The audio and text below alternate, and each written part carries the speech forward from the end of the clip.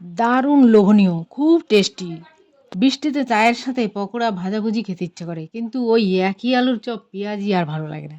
মাঝে মাঝে মুখের স্বাদ বদলের জন্যে এক দিন খাওয়া যেতেই পারে। আরে কি সেটা তো বলবে? চিংড়ির চপ, হ্যাঁ ঠিক ধরেছো, মুখরোচক চিংড়ির চপ। চিংড়ির চপ বানানোর জন্যে বেশ বড় সাইজের 4টে চিংড়ি মাছের মাথার দিকের অংশটা কেটে বাদ দিয়ে দেবো। ছুরির সাহায্যে মাছের দিকের অংশ পরিষ্কার করে কাট লাগিয়ে নেবো চ্যাপ্টা করে।